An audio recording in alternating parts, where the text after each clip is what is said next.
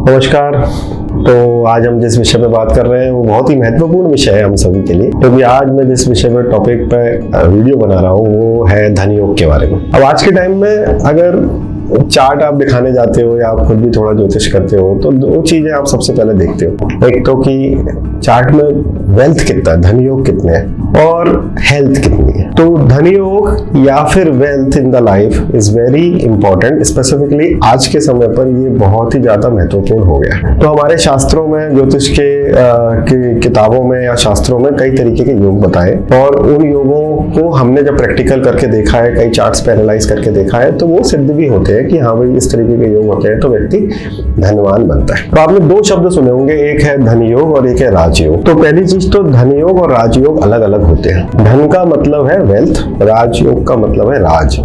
तो आप काफी सारे चार्ट्स में राजयोग पाएंगे बट धन योग नहीं मिलेगा। जैसे कि आप कुछ पॉलिटिशियंस का चार्ट देखेंगे तो राजयोग होगा उसमें, बट हो सकता है कि वो एक ऐसा जीवन जीते हो जिसमें कि बहुत ज्यादा वेल्थ वो क्रिएट नहीं करते हो, वाकई में जनता की सेवा के लिए काम करते हो। तो धन योग को देखने के लिए हमें कुछ हाउसेस को देखना चाहिए। नंबर 1, जब आप ज्योतिष में गणना करते हैं तो सेकंड हाउस जो है या द्वितीय स्थान जो है वो वेल्थ का स्थान है या फिर धन का स्थान है, इसलिए उसको बैंक का स्थान भी कहा गया है। और 11वां स्थान जो है वो आपकी आय का या फिर इनकम का स्थान है। तो जब ये दो स्थान प्रबल हो जाते हैं आपके चार्ट में तो हम ये कहते हैं कि भाई इस व्यक्ति के चार्ट में धनी बनने का योग है। अब एक सभी आदमी जो इस पृथ्वी पर रह रहे हैं किसी न किसी तरीके से सस्टेनेंस के लिए पैसा तो कमाते ही हैं, बट जब आप एक लेवल से ऊपर आ जाते हो या आप मध्यम वर्गीय हो जाते हो या फिर मध्यम वर्गीय से ऊपर चले जाते हो, रिच हो जाते हो, सुपर रिच हो जाते हो, तो वो कुछ योगों के कारण होता है जिनको हम धन योग कहते हैं। तो मैं उनमें से कुछ योग आपको बता रहा हूँ और जब वो योग अगर आपके चार्ट में मिलते हैं या अगर आप ज्योतिष के विद्यार्थी हैं तो वो अलग अलग मिलियनर्स के चार्ट में आप रिसर्च करके देख सकते हो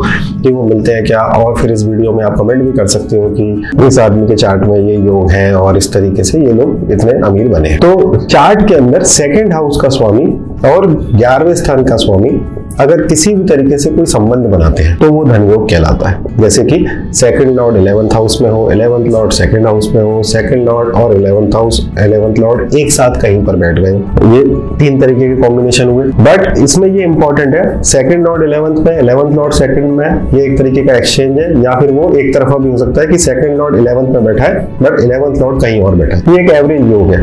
बट जब ये द्वितीय स्थान का स्वामी और 11वें स्थान का स्वामी एक साथ अगर केंद्र में कहीं बैठ जाते हैं और कोई केंद्र का मालिक या फिर त्रिकोण का मालिक इनसे कोई संबंध केंद्र त्रिकोण में ही बना लेता है तो ये सुपर रिच या फिर सुपर धनयोग की कैटेगरी में आ जाता है। तो ऋषि पाराशर ने स्पष्ट किया है कि सेकंड लॉर्ड या 11th लॉर्ड का केंद्र में होना या त्रिकोण में होना उत्तम है धन के लिए। तो ये आपको सबसे पहले देखना है कि आपके सेकंड लॉर्ड और 11th लॉर्ड एक साथ कहीं केंद्र त्रिकोण में बैठे हैं क्या, तो आपको जीवन में उनकी दशा में या लग्नेश की दशा में या दशमेश की दशा में जरूर धन की प्राप्ति होगी। अगर यही लॉर्ड अष्टम में चले जाते हैं, 12वें में चले जाते हैं, 6ठे 8वें 12वें में कहीं भी चले जाते हैं या फिर बहुत ही ज्यादा पाप पीड़ित हो जाते हैं, नीचस्थ हो जाते हैं, शत्रु राशि में चले जाते हैं, तो हम ये मानते हैं कि उस व्यक्ति को धन कमाने में थोड़ी तकलीफें होंगी। नाउ ऋषि पाराशर ने विशेष धन योग की श्रेणी में कुछ तरीके के योग लिखे हैं जिसमें उन्होंने पंचमेश को बहुत ही शुभ माना है। तो जब भी पंचमेश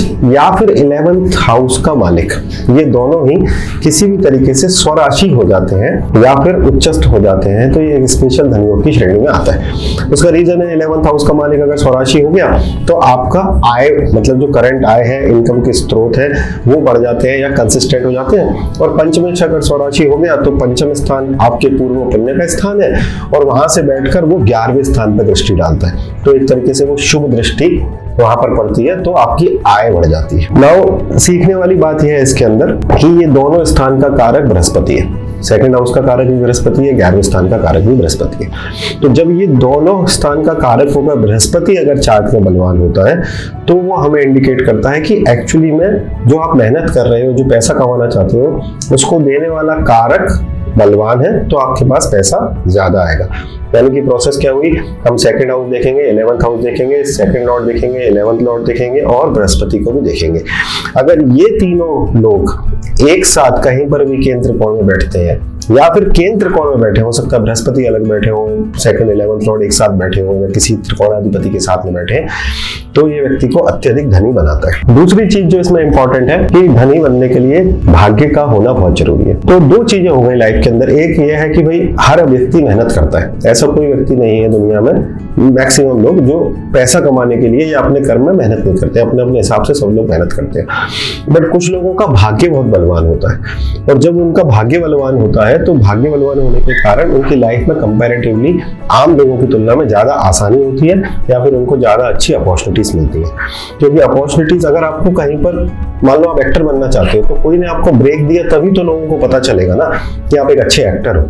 अगर किसी ने आपको ब्रेक ही नहीं दिया तो आप कितने भी अच्छे एक्टर हो, लोगों को इस बात की जानकारी नहीं होगी। सो 9th हाउस के लॉर्ड का प्लेसमेंट या 9th लॉर्ड बली होना या 9th हाउस में शुभ ग्रह होना, ये भी एक अच्छा इंडिकेशन है आपके चार्ट में धन की प्रबल वृद्धि करने के लिए। दूसरा जो चीज इसको रोकती है वो है लग्नेश का कमजोर होना। इसको मैं ऐसे भी कह सकता हूँ कि जिस व्यक्ति का लग्नेश वेल प्लेस्ड है, दैट मींस उसका बुद्धि सही डायरेक्शन में काम करती है, वो जब कमाने जाता है तो उसका शरीर बाधा नहीं बनता और उसका जो ओरिएंटेशन है लाइफ को लेकर वो पॉजिटिव है। तो ये भी एक इंपॉर्टेंट फैक्टर है कि लग्नेश अगर वेल प्लेस्ड है, लग्नेश अगर बलवान है, तो वो व्यक्ति अपने सामर्थ्य से, अपने आत्मबल से जरूर पैसा कमाता है। जो और इंडिकेशंस दिए हैं उसमें आरूढ़ लग्न का काफी बात की गई है। आरूढ़ लग्न से 11वें स्थान पर जितने ज्यादा ग्रह हो या जितने ज्यादा ग्रहों की दृष्टि हो, उतना ही नंबर ऑफ सोर्सेज से आपको वेल्थ आता है। अब आप देखोगे कि ज्यादातर लोगों ने इस जीवन के अंदर एक सोर्स से वेल्थ नहीं कमाया, जैसे कि अंबानीज हैं, अडानीज हैं, ऑल दिस पीपल जो बड़े इंडस्ट्रीज बने, इन्होंने मल्टीपल सोर्सेज से वेल्थ कमाया। तो जब आरूढ़ से 11वें स्थान पर या फिर आरूढ़ से दूसरे स्थान पर जितने ज्यादा ग्रह हैं या जितने ज्यादा ग्रहों की दृष्टि है, वो आपके चार्ट में ज्यादा से ज्यादा धन को क्रिएट करते हैं। शास्त्र में लिखा है कि पॉजिटिव ग्रह होना अच्छी बात है, क्योंकि पॉजिटिव ग्रह इजीली पैसे देते हैं, जबकि नेगेटिव ग्रह अगर आपके नेगेटिव मतलब शनि मंगल राहु केतु है, तो आपको थोड़ा फाइट कर धन मिलता है या फिर उनके स्रोतों से धन मिलता है, यानी कि शनि के, मंगल के, राहु के, केतु के, इनके स्रोतों से आपको धन मिलता है। सेम आप जन्म लग्न में भी अप्लाई कर सकते हो कि जन्म लग्न में 11वें स्थान पर जितने ग्रह बैठे हो, जितने ग्रहों की दृष्टि हो, या फिर सेकंड हाउस में जितने शुभ ग्रह बैठे हो और शुभ ग्रहों की दृष्टि हो, उतने मल्टीपल रिसोर्सेज आपको आपके जीवन में मिलते हैं और उससे आपको धन की प्राप्ति होती है। तो ये कुछ मेजर रिसोर्सेज थे, मेजर इंडिकेशंस थे बेसिकली, जो आप चार्ट में देख सकते हो किसी व्यक्ति के कि वो व्यक्ति कितना धनवान बनेगा। ना कोई भी व्यक्ति एक दिन के अंदर ऐसा नहीं कर पाता है, इसलिए वो राइट टाइम आना बहुत जरूरी है। और एक्सपोनेंशियल वेल्थ के लिए चार्ट में राजयोग होना भी बहुत जरूरी है। तो कभी बहुत ही रेयर केस में आपने ऐसा देखा होगा कि एक व्यक्ति बहुत ही धनी है बट उसका वैल्यू नहीं है, सोसाइटी में रेपुटेशन नहीं है या कोई उसको इज्जत नहीं करता। ये राजयोग की कमी की वजह से होता है कि उसके चार्ट में धनयोग तो है बट ना तो वो उस धन का अच्छे मार्ग में उपयोग कर पा रहा है या फिर बुरे मार्ग में भी उपयोग नहीं कर पा रहा, पैसा रख के ही बैठा है, कुछ भी खर्चा ही नहीं कर पाता और समाज में उसका कोई स्टेटस भी नहीं है उसके कारण से। जनरली आप चार्ट में देखोगे कि जिन लोगों के चार्ट में अच्छे धनयोग होते हैं उनके चार्ट में कोई ना कोई राजयोग जरूर होता है। एक अंतिम जो राजयोग है जिसको हम गज केसरी योग कहते हैं, जिसमें कि गुरु और चंद्र एक दूसरे से केंद्र स्थान में होते हैं या चंद्र से गुरु अगर केंद्रस्थ होते हैं तो उसको गज केसरी योग कहा जाता है। वो भी एक इंपॉर्टेंट योग है जो कि ना केवल आपको राज्य सुख देता है बल्कि धन का सुख भी देता है। तो ये मैंने कुछ बेसिक धन योग आपको आज बताए हैं। अब मेरा आपसे निवेदन ये है कि आप अपने अपने चार्ट्स में देखें और कमेंट करें कि क्या आपके चार्ट में ये धन योग है और उस ग्रह की दशा या 11th हाउस सेकंड हाउस में बैठे हुए शुभ ग्रहों की दशा या फिर 11th में बैठे हुए पाप ग्रहों की दशा जब आपको लगी तो आपको वेल्थ कैसे आया, कम आया, ज्यादा आया, वो आप कमेंट करें, मैं इस पर जरूर जवाब दूंगा। और हमारी ये सीरीज अभी चल रही है तो हम आगे जल्दी ही जो आप मांग रहे हैं, ये जो वीडियोस मैं बना रहा हूँ वो आप लोग जो कमेंट कर रहे हैं उन कमेंट्स पे मैं वीडियो बना रहा हूँ ताकि मुझे भी कुछ फूड मिल जाता है कि मैं आपके कहे अनुसार कुछ वीडियो बना देता हूँ। तो आप उसको कमेंट करें, देखें, फिर हम उसको एनालाइज करेंगे। अपने चार्ट्स में देखिए, अपने आसपास के चार्ट्स में देखिए, बच्चों के चार्ट्स में देखिए, तो हमें अच्छा एक रिसर्च बेस्ड, एनालिटिक्स बेस्ड कुछ ज्ञान मिलेगा। और हमारे चैनल को देखते रहिए, सब्सक्राइब कीजिए, वीडियो अच्छे लगते हैं तो लाइक कीजिए। Thank you very much.